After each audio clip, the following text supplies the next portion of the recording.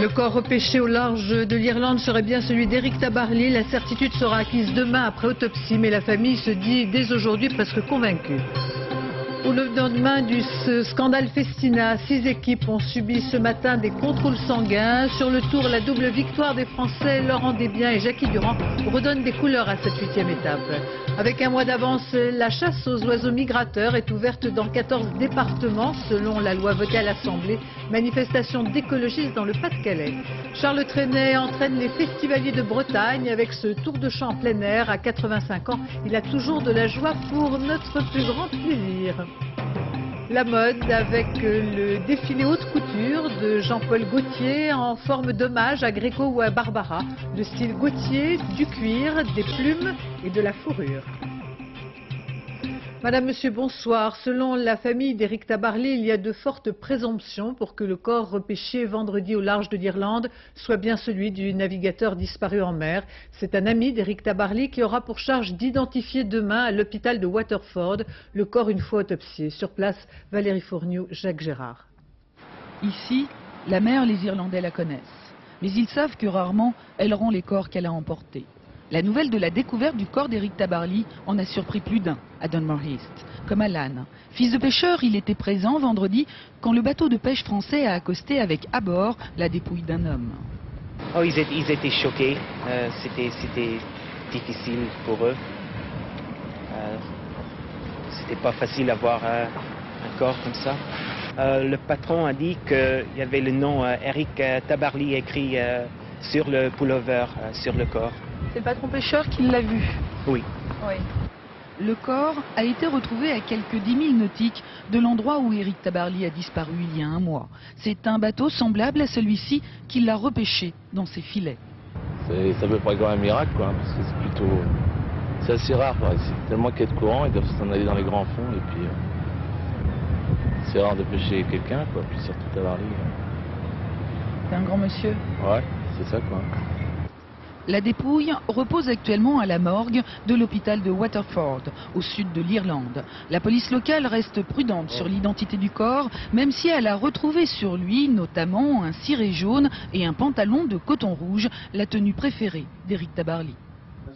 Certains éléments et des vêtements que nous avons retrouvés sur le corps nous laissent croire qu'il s'agit bien de M. Tabarly. Mais pour l'instant, nous ne confirmons pas l'identification.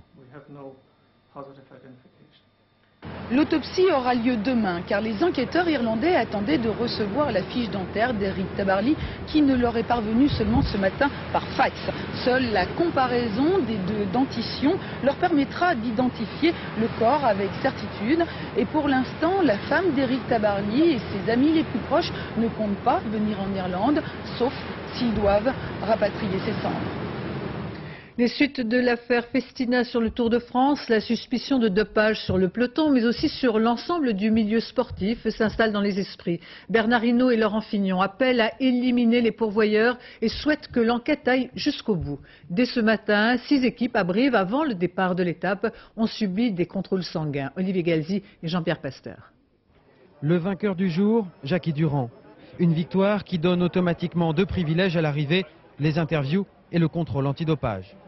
On va y aller tranquillement, on va essayer d'y arriver parce qu'avec la forte chaleur qu'on a eue, on a dû perdre des litres et des litres d'eau. C'est pour ça que depuis l'arrivée, je bois des litres et des litres aussi pour pouvoir un peu uriner après. Mais il n'y aura pas de litres en tout cas. De simples contrôles d'urine, les prises de sang, elles, se font le matin. En tout, 6 coureurs aujourd'hui seront contrôlés à l'arrivée. Là, ce sont les numéros des coureurs qui vont être contrôlés, c'est ça? Ils vont être contrôlés, oui. Ils ont été désignés il y a un quart d'heure avant l'arrivée de l'étape. Ils ont combien de temps pour venir au contrôle? 30 minutes. Et sinon? Sinon, ils sont disqualifiés.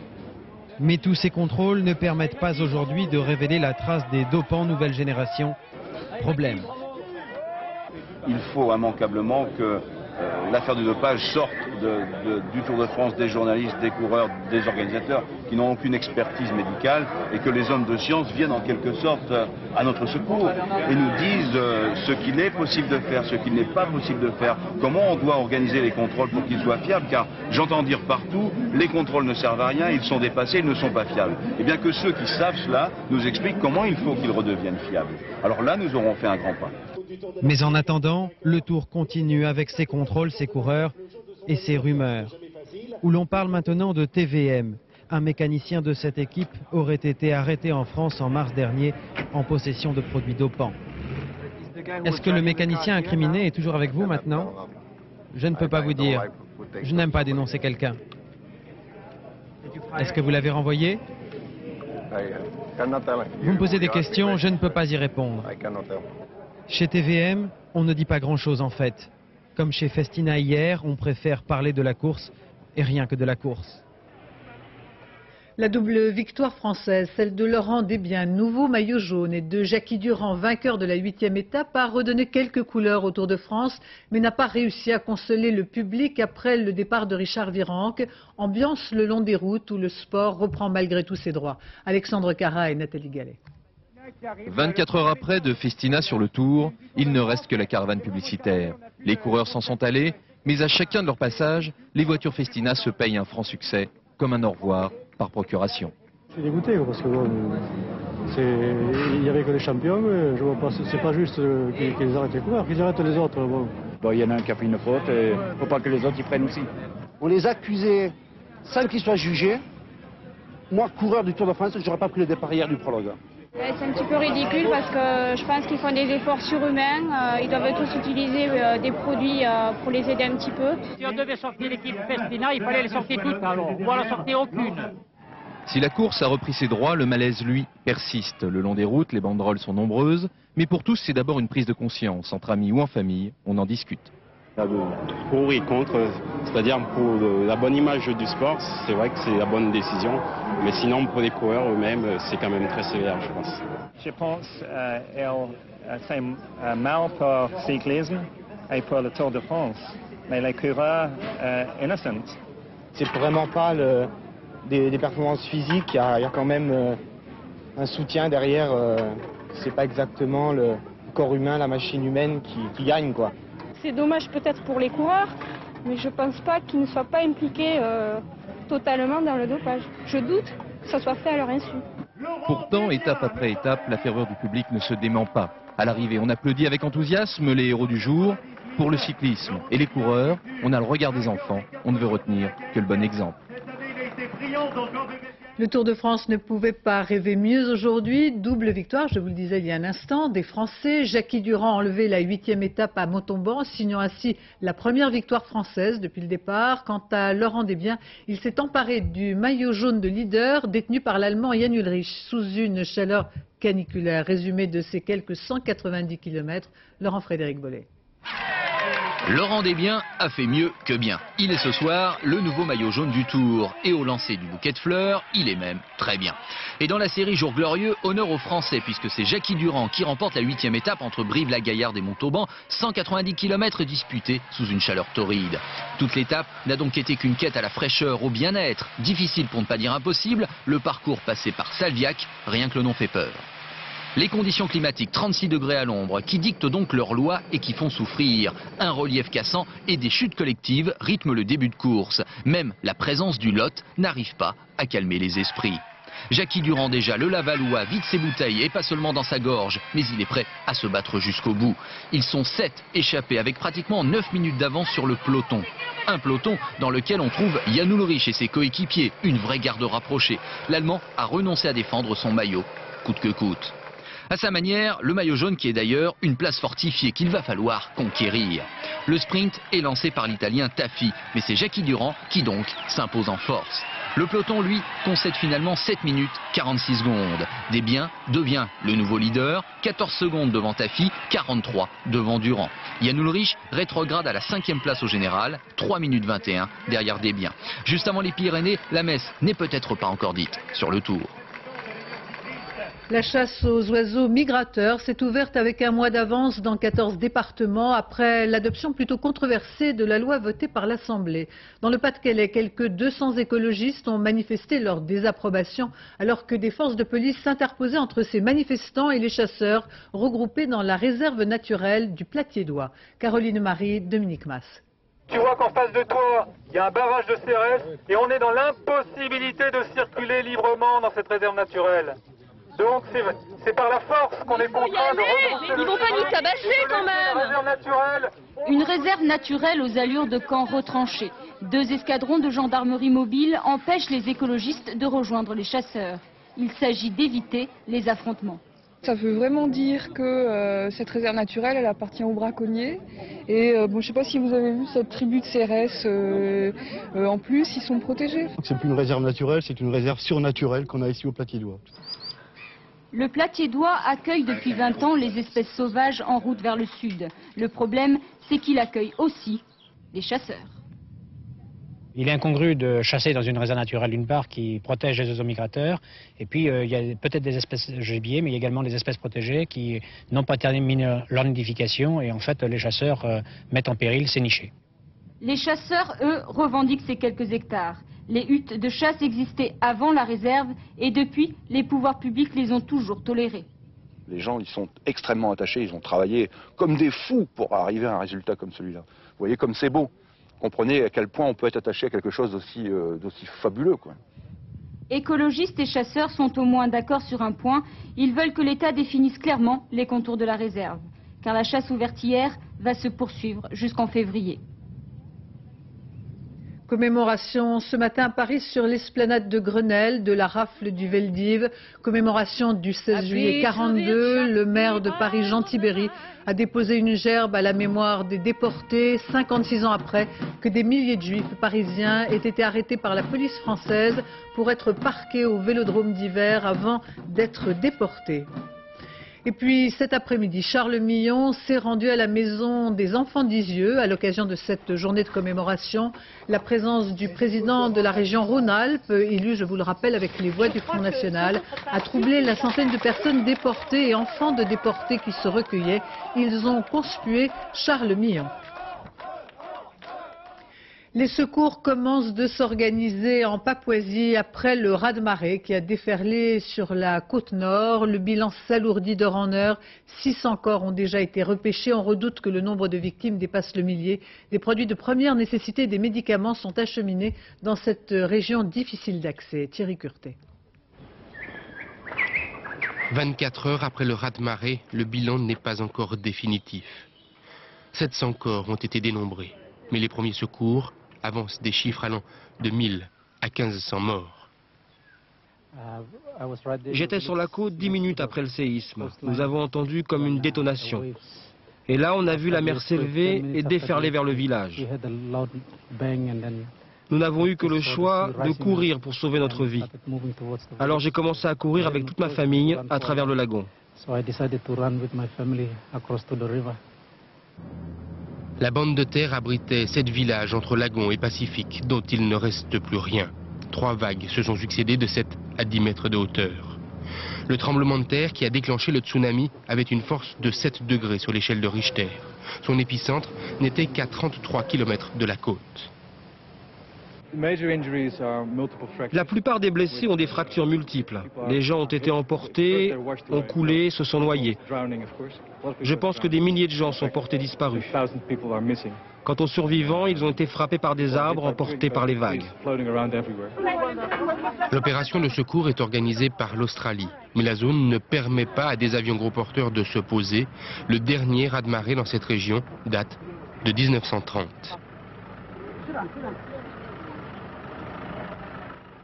Ce matin, à Jérusalem, un attentat à la voiture piégée a été déjoué dans l'une des rues les plus passantes de la ville. Une camionnette remplie de produits chimiques devait exploser. Sur place, on redoute à présent de nouvelles opérations meurtrières du Hamas. Et c'est dans ce contexte de crise qu'Israéliens et Palestiniens ont entamé une rencontre, la première depuis des mois, pour tenter de désamorcer, ou de réamorcer plus exactement, le processus de paix. Charles Anderlin.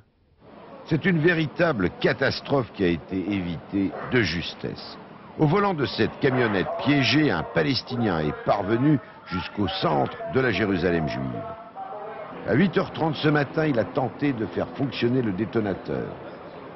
L'avant du véhicule a pris feu, mais il n'y a pas eu d'explosion. Le terroriste est hospitalisé, gravement brûlé. Pendant de longues heures, les artificiers de la police ont neutralisé le contenu de la camionnette, notamment des bonbonnes de gaz et des produits que la censure militaire interdit de révéler, comme d'ailleurs tous les autres éléments de l'enquête.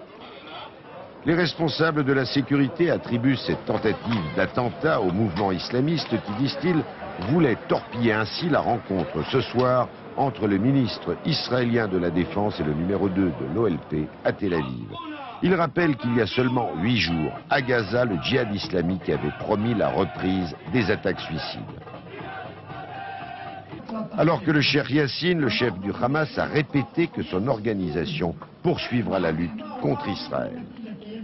En début d'après-midi, Benyamin Netanyahou a réitéré ses exigences envers l'autorité palestinienne, notamment en matière de sécurité. Tout cela n'est pas de bon augure pour la reprise du processus de paix. Nouveau risque d'embrasement au Kosovo avec ces 2 derniers jours, 5 violents incidents à la frontière entre l'Albanie et le Kosovo. Ces affrontements auraient été particulièrement meurtriers dans les rangs des séparatistes où l'on dénombrait aujourd'hui une centaine de victimes et de nombreux blessés. Côté diplomatie, le gouvernement albanais a vigoureusement réagi aux opérations de l'armée yougoslave qui apparaissent comme autant de provocations, tout faire pour ne pas se laisser entraîner dans un conflit régional. François Cornet. Les séparatistes albanais blessés dans les embuscades des gardes-frontières yougoslaves ont été hospitalisés aujourd'hui à Tirana, ce qui permet à Belgrade d'accuser l'Albanie de bienveillance à l'égard de ces séparatistes qui mènent la lutte armée pour l'indépendance de la province du Kosovo, peuplée à 90% d'Albanais. L'incident le plus grave s'est produit hier dans cette région montagneuse au sud-ouest du Kosovo, qui était jusqu'à présent le principal couloir pour l'acheminement depuis l'Albanie des armes et équipements militaires au profit des séparatistes. Selon l'armée yougoslave, 1 millier d'hommes qu'elle qualifie de terroristes auraient tenté de franchir la frontière depuis le territoire albanais près de Djeravica pour pénétrer au Kosovo. Les gardes-frontières yougoslaves auraient abattu une trentaine de séparatistes qui portaient tous l'uniforme de l'UÇK, l'armée de libération du Kosovo. 20 autres séparatistes kosovars seraient tombés aujourd'hui à Oraovac, toujours au sud-ouest de la province en révolte, où les combats ce soir se poursuivent. L'armée de libération s'efforce apparemment de cerner la ville sur 3 fronts pour couper la retraite aux Serbes. Cette attaque musclée de l'UÇK coïncide avec une visite dans la capitale provinciale, Pristina, située à une quarantaine de kilomètres d'ici, d'une délégation de l'Organisation pour la sécurité et la coopération en Europe qui tente de relancer au Kosovo les discussions entre les 2 parties. La triste litanie des massacres en Algérie. 11 personnes ont été égorgées la nuit passée au sud d'Alger, alors que vendredi, une quinzaine de soldats auraient été assassinés lors de l'attaque de leur caserne. 15 jours après l'entrée en vigueur de la loi sur l'arabisation du pays, les réticences se multiplient dans tous les domaines, y compris dans celui de la santé. Les hôpitaux algériens continuent, comme par le passé, d'utiliser la langue française et force est de constater que cette loi rendant obligatoire l'arabe dans toutes les administrations est pour le moment inapplicable. Reportage Thierry Tullier avec Morande Oujandi. Les Algériens viennent de tout le pays pour s'y faire soigner. À l'hôpital Mustapha, rien n'a changé pour le visiteur, malgré l'entrée en vigueur de la loi sur l'arabisation. Dans les allées, le français n'a pas disparu, mais puisque désormais toutes les interventions et les correspondances doivent être rédigées en arabe, l'administration s'est adaptée. Ça s'est fait progressivement, on a commencé à arabiser les fichiers, à tout ce qui est papier administratif avec les en-têtes, tout ce qui est fiches de notes, tout ça a commencé à se faire en arabe. La malade a été mise sous traitement dès le premier jour. Mais il faut plus qu'une loi pour changer les habitudes. Dans cette clinique publique, les consultations se font toujours en français, tout comme les ordonnances. Le professeur Broury sait qu'il est en contravention avec les nouvelles règles, mais comment faire quand en médecine, l'enseignement universitaire est dispensé en français et que les médecins sont en grande majorité francophones. L'application de cette loi, si elle ne se fait pas de façon progressive, amènerait obligatoirement à une exclusion très rapide de l'ensemble de ces enseignants, parce que même s'il est possible de s'exprimer en arabe, il est impossible de dispenser un cours de qualité dans cette langue actuellement. C'est précisément le sujet d'inquiétude de ces étudiants, futurs internes. Ils vont devoir exercer en arabe, mais leurs études ne les y a pas préparés. Maintenant, quand on peut aller, on prend des ouvrages, tout est en français. Comment on va faire? Il faudra travailler en français, ensuite traduire en arabe. C'est ça le problème, c'est pour nos études. Depuis l'indépendance, l'arabe est pourtant la langue officielle. Et voilà quelques années déjà que l'arabisation est à l'ordre du jour. Sans grand succès. Le berbère et le français, comme l'arabe, demeurent les langues communes du pays. Car au-delà des discours aux accents nationalistes, il n'y a jamais eu de vraie volonté politique pour qu'il en soit autrement. Aux États-Unis, la vague de chaleur qui s'est abattue sur le Texas, la Louisiane et l'Oklahoma est à l'origine du décès de 85 personnes. Pour la 13e journée consécutive, des températures atteignant 38 degrés ont été enregistrées au Texas. Les lieux publics disposant d'air conditionné ont été ouverts à tous. Dans certaines villes, l'eau est maintenant rationnée. En Chine et à Pékin notamment, les habitants ont chaque année davantage le sentiment que l'été est de plus en plus chaud. 38 degrés en effet l'année dernière, mais pourtant les météorologues affirment que les températures ont tendance à baisser depuis 1940. Isabelle Béchler et Tristan Lebras, dans la capitale chinoise, ont observé quelques-unes des stratégies anti-chaleur. L'été, entre 30 et 38 degrés, Pékin est en général très vite écrasé de chaleur. Ce qui n'empêche pas les retraités de se livrer à leur musique et à leurs exercices favoris dans les parcs, mais tout doux. Quelques roucoulades d'opéra de Pékin et l'instrument anti-canicule au point. Il fait si chaud. L'éventail, c'est pratique, c'est facile. Surtout quand on est assis avec rien d'autre à faire.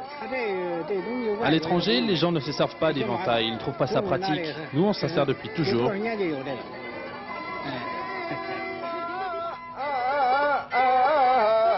L'ombre des acacias est accueillante dans les parcs pékinois, mais elle suffit rarement à rafraîchir l'atmosphère quand le thermomètre dépasse les 35 degrés. Et certains choisissent alors des moyens plus radicaux. Les eaux du parc de Beihai ne sont plus réservées aux plaisirs impériaux. Tout un chacun a donc accès à un plongeon en pleine ville. Quand il fait chaud, on vient nager. Et on mange des glaces. Quand j'ai vraiment trop chaud, je reste chez moi, j'ai la clim. Dans le passé, on ne pouvait pas avoir de climatiseur, il n'y avait pas assez d'électricité. Mais maintenant que la production a augmenté, tout le monde peut en avoir à la maison. On peut mettre des pains de glace chez soi et dormir sur une natte de lamelles de bambou, très aérée, avec des glaçons en dessous pour faire descendre la température du corps. La stratégie des jeunes hommes qui doivent marcher au soleil relève du striptease partiel.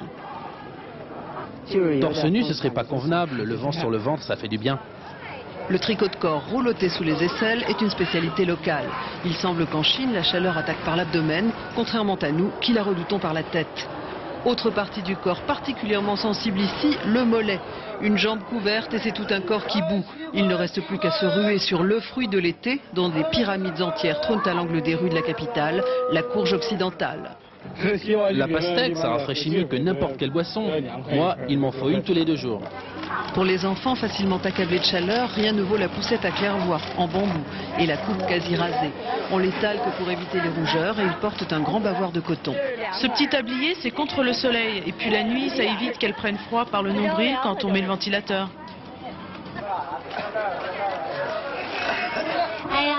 Bon d'accord, ces manches me tiennent chaud, mais au moins je ne risque pas de coup de soleil. Moi, je sors toujours torse nu. J'étouffe avec le moindre tissu. À Pékin, une rumeur tenace dit que les thermomètres publics sont bloqués à 38, température à partir de laquelle les travailleurs peuvent rentrer chez eux. La météo dément, mais dès 36, on travaille à mi-temps. Les entreprises doivent distribuer des boissons et défrayer leurs employés. Retour en France, entre Menton et Toulon, 300 bateaux ont quadrillé aujourd'hui les eaux de la Méditerranée pour compter très minutieusement les dauphins et autres cétacés. C'est la 3e fois que cette initiative, qui fait appel aux bénévoles, se déroule sur la Côte d'Azur. Olivier Théran, Jean-Paul Birlein. D'abord, c'est l'attente. Le bateau navigue vers le petit carré de 8 km qui lui a été attribué au milieu de la Grande Bleue. Puis tout d'un coup, ils arrivent, ils sont au moins une trentaine. Le voilier devient leur jeu, ils glissent devant l'étrave. À bord, c'est l'effervescence, un moment magique. Les dauphins, ça fait toujours rêver. Mais ensuite, le but de la mission reprend le dessus. Il faut remplir les questionnaires. Donc on vient de voir un troupeau de dauphins, il faut les identifier. C'est facile, vous avez le descriptif avec vous. Donnez leur position parce que ces dauphins vont se déplacer et vont peut-être vus plusieurs fois. Donc vous devez noter l'heure de rencontre de ce troupeau qu'on estime à une trentaine de têtes. Et ce sont des dauphins bleus et blancs. Bleus et blancs. Ces dauphins bleus et blancs ne resteront que quelques minutes avec le voilier. avant de repartir jouer avec d'autres ou chasser. Mais à bord, la mission doit continuer. Comme les 300 autres embarcations engagées dans Delphis, il faut prélever du plancton pour l'analyser. Mais avant les résultats, une première constatation s'impose. À la radio, on nous a raconté qu'il y avait pas mal de baleines, beaucoup de dauphins, des espadons, des raimentas. Je pense que les gens ont vu beaucoup d'animaux et ça a une valeur primaire, c'est de dire que la Méditerranée est vraiment loin d'être morte. Au contraire, c'est un des plus beaux aquariums du monde et je crois qu'il faut la protéger de plus en plus. La communauté scientifique considère que l'expérience ne présente que peu d'intérêt. L'opération médiatique ne servirait que de faire valoir pour le delphinarium de Mike Riddle, Marineland. D'ailleurs, un recensement scientifique est prévu. Mais au fond, tous sont d'accord sur une chose, il faut préserver la Méditerranée et pourquoi pas créer en son sein un sanctuaire marin. Cette fin de semaine à Biarritz, plus de 150 000 personnes pour assister au plus gros rassemblement surf d'Europe sur l'écume et dans le sens de la vague. Jean-Jacques Dufour et Blaise Grenier.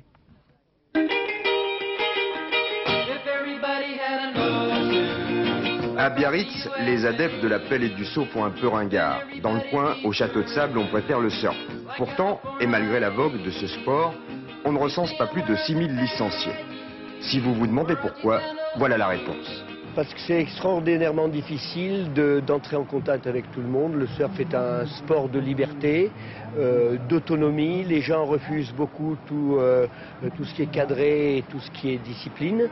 Et finalement, les surfeurs n'éprouvent pas le besoin de se faire encarter. Mais alors combien sont-ils, les cavaliers de l'écume? 20 000, 50 000, 100 000 c'est un petit peu difficile d'aller aussi loin dans les chiffres. D'après les ventes de planches, d'après qui est un critère, ça tournerait aux environs de 25 ou 30 000, hein, mais pas au-delà. Quoi qu'il en soit, sur la vague, il n'y a pas que des dompteurs d'écume. Il y a des emplois. Dans la région, le surf, c'est près de 200 entreprises employant plus d'1 millier de personnes. La glisse, ça marche fort, surtout dans le domaine du short et de la chemisette. Le surf marche bien en général et le sportswear marche très bien dans le surf, très bien. Cette année, on va finir notre année en octobre à 650 millions de francs, ce qui est 200 millions de plus que l'année passée. C'est une grosse progression. Plus de 40%. Puisqu'on est dans les chiffres, sachez que les cadors de la planche sont loin de gagner des fortunes. Un seul exemple.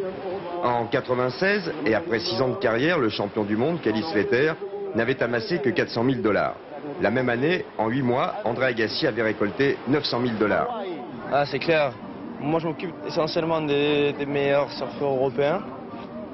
Et c'est vrai qu'au niveau européen, ça reste même pas des smicards, mais des RMIs du surf. C'est pas des gens qui peuvent vivre de leur sport, quoi. Ils vivent leur sport avec l'argent qu'on leur donne, mais ils ne peuvent pas vivre, s'assurer une carrière, avoir une famille, avoir une maison grâce à l'argent qu'ils touchent. Et pourtant, c'est dur. D'autant que sur l'eau, il n'y a pas de ramasseur de balles, pas d'éponge miracle et encore moins de remonte-pente. Un constat que je ne suis pas le seul à faire puisque certains ont imaginé des remontes-vagues. Oui, des remontées mécaniques comme on voit la neige, oui. C'est Joël de Ronet qui aime ça parce qu'il est dans le futur. Non, je crois que nos remontées mécaniques, c'est celles qui sont naturelles, c'est les balines qu'il y a autour des digues, autour des épis, on remonte naturellement. Donc vous, les remontes-vagues? Ah non, c'est pas pour nous. Nous, c'est nature. Sauvage, brut de pomme, c'est comme ça que les puristes aiment le surf. Parce que plus qu'un sport, c'est un mode de vie. Une vie rythmée par la petite musique des déferlantes, leur façon à eux d'écumer les jours et même les nuits. Sport, loisirs ou moyen de transport, le roller connaît en Europe un véritable engouement, mais faute d'espace réservé ou aménagé, les rollers qui n'ont droit de rouler ni sur les trottoirs ni sur la chaussée se faufilent parfois dangereusement entre les voitures. Les accidents se multiplient et c'est pour mettre en place une véritable prévention qu'un groupe d'assurance vient de réaliser une première, des simulations d'accidents, autrement dit des crash tests de rollers. Romuald Bonan, Claude Sicard. Une voiture roulant à 50 km/h, vitesse limite en ville. Sur son chemin, un roller lancé à 20 km/h, la vitesse moyenne pour ce type de locomotion. Un choc violent qui aurait été mortel pour un être humain. Mais heureusement, il s'agit de simulation, une première d'ailleurs en Europe, pour tenter de trouver une parade à la multiplication des accidents de la circulation impliquant des rollers.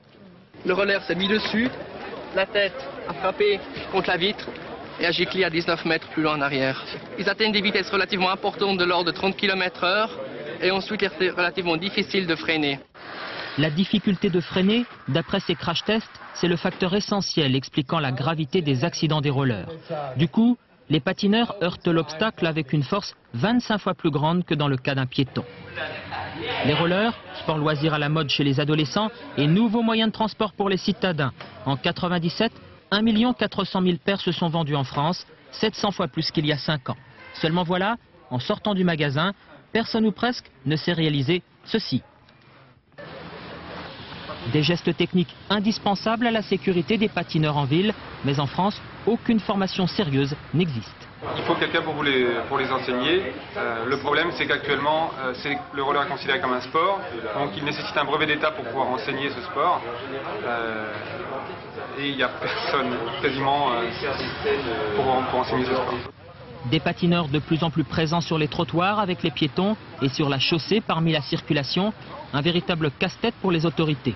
Une réglementation est en discussion en France. Elle pourrait aboutir cet été à un statut du roller proche de celui du cycliste. Le fou chantant fait chanter la Bretagne. Charles traînait en plein air devant quelques 10 000 festivaliers. Porté par le public, Charles traînait 85 ans. S'est mêlé aisément à la programmation de la nouvelle génération avec Louise Attaque ou Johnny Clegg. Olivier Sioux ou Michel Hiver. Tout le week-end, ils se sont relayés pour préparer les sandwichs, tenir la buvette ou assurer l'accueil. 1300 bénévoles au total, tous originaires de cette région, du centre-Bretagne, aux confins des Monts d'Arrée, avec un seul but, assurer le succès de ce festival des Vieilles Charrues, qui est avant tout le leur. On doit quand même s'entraider, non? On est une petite ville, le centre-Bretagne est en train de mourir, on va montrer qu'on est capable de faire quelque chose. J'espère qu'on va être connu après ça, et que l'année prochaine, il y aura 100 000 personnes. Dans 3 ans, il y en aura 150 000. Et dans 10 ans, on tournera à 250 ou 300 000. 300 000, peut-être pas tout de suite, mais pas loin de 100 000 sans doute pour cette 7e édition des Vieilles Charrues. Un festival à la programmation des plus éclectiques, puisque capable de réunir sur une même affiche 2 fous chantants, Iggy Pop et Charles Trenet. On va Paris, un petit séjour d'un mois. Paris, et me retrouver chez moi, seul sous la nuit, un pavé de foule, des grands boulevards, quel fruit d'aller ainsi au hasard. Revoir Paris, il n'en était pas question, on était trop bien à Carhaix. Car la plupart ont passé ces 3 jours sur place dans une sorte de Woodstock champêtre où la fête compte autant que les concerts. Un succès qui doit beaucoup aussi à un argument de poids pour les spectateurs souvent très jeunes, le prix. 200 balles pour 25 groupes, c'est cool. Ça va, ouais, ça fait même pas 10 balles. On voit Iggy Pop pour 9 francs, quoi. C'est cool, quoi. Mais lorsque les choses sérieuses reprennent, il n'y a pas photo. C'est Louise Attaque qui fait un carton, fort de ses 400 000 albums envolés en quelques mois. Violon énergique et voix rock, le temps d'un week-end, les mélodies tantôt romantiques, tantôt acides, de la révélation française de l'année, ont déferlé en raz-de-marée musicale sur la Bretagne centrale. Quand le cinéma investit les monuments historiques, le mariage du grand écran et des vieilles pierres, avec pour la 3e année consécutive la nuit du cinéma. L'exemple à Champs-sur-Marne où se déroulent de nombreux tournages, notamment le film Ridicule. César 96 a utilisé les décors naturels du site. Gérard Dalmaz, Pierre Moscovitch. Cinéma au champ, le château de Champs-sur-Marne a été transformé en plateau de tournage fin 95. Ridicule, c'est le titre du film, a utilisé la demeure pour le décor fin 18e choisi par le réalisateur Patrice Lecomte. La Caisse nationale des monuments historiques, qui gère le château, a voulu réunir le lieu du tournage et le plaisir de la projection in situ en organisant une séance de cinéma de plein air sur écran géant gonflé entre cour et jardin. Ridicule, histoire cruelle d'un gentilhomme provincial qui vient se frotter à la cour de Versailles et qui s'y pique. Le nobliau est tourné en ridicule par les courtisans qui ne pensent qu'à faire les bons mots qui tuent. Cette projection, une première, et c'est l'honneur de Champs, l'occasion de revoir une belle histoire, un beau film dans un beau château. Heureusement, certains conservateurs acceptent les tournages malgré la crainte des dégâts. On a la chance en France d'avoir toutes les époques conservées, de magnifiques, un patrimoine éblouissant, et puis à nous de l'exploiter. Alors bon, ce qu'il faut, c'est trouver des conservateurs qui veuillent bien nous ouvrir les portes. C'est pas toujours le cas. Et si on est arrivé à Champs-sur-Marne, c'est parce qu'il y en a d'autres dans d'autres départements qui ne nous ont pas accueillis pareil. Pour un producteur, c'est l'idéal de trouver un décor authentique tout près. Pour le spectateur, c'est le rêve de voir le film dans son décor. C'est magique. Cet écran sur le ciel, avant qu'il fasse vraiment nuit, c'était magnifique. Et même des moments où les couleurs du décor du film s'accordaient avec le ciel. Tout le monde est content. Alors, les châteaux ouvriront peut-être un peu plus leurs grilles au 7e art. Ah, personne d'autre que vous, ça. Bien sûr. Les collections de la haute couture avec aujourd'hui le défilé Jean-Paul Gaultier dans un cadre très classique à la Maison des Polytechniciens, un défilé de Parisiennes rendant hommage à Juliette Gréco, Romy Schneider ou encore Barbara. Côté cour, côté jardin, le spectacle Gaultier avec du cuir, des plumes et de la fourrure. Sophie Mézel, Régis Maté. L'automne n'a pas furté, l'automne n'a pas feutré. Au départ, c'était une envie de gamin. Une collection de couture après 20 ans de prêt-à-porter. Jean-Paul Gaultier voulait se faire plaisir et peu importe que l'aventure ne dure qu'une saison. 4 ans passés, les commandes arrivent contre vents et marées. Un atelier est né quand tant d'autres ferment. Des brumes d'automne rouillées dans la forêt de tes cheveux. Un brin de nostalgie, juste ce qu'il faut. Gaultier s'est souvenu de belles parisiennes qui marquent ou marquèrent par leur élégance. Romy Schneider, Juliette Gréco, Sarah Bernard, Barbara ou encore Brigitte Bardot. Si tu t'imagines, fillette, fillette, si tu t'imagines que ça va durer toujours la saison des A, la saison des A, saison des amours, ce que tu te bourres, fillette. Le couturier plonge dans le mythe pour y dénicher les bases de la modernité. Des beautés éternelles parées de plumes et de cuir et encore de fourrure. Nous sommes en plein luxe, pourquoi bouder son plaisir? 20, 30, 40 robes au plus seront vendues. Mais en attendant, la création progresse et n'est-ce pas là finalement aujourd'hui la mission de la haute couture? Ça va durer toujours. Ainsi se termine ce journal. Je vous en rappelle les principaux titres. Le corps repêché au large de l'Irlande serait bien celui d'Éric Tabarly. La certitude sera acquise demain après autopsie, mais la famille se dit dès aujourd'hui presque convaincue. Au lendemain du scandale Festina, 6 équipes ont subi ce matin des contrôles sanguins. Sur le tour, la double victoire des Français, Laurent Desbiens et Jackie Durand, redonne des couleurs à cette 8e étape. Dans un instant, la météo Isabelle Martinet. Demain soir à 20h, vous retrouverez Daniel Bilalian. Je vous remercie de votre attention. Excellente fin de soirée sur France 2.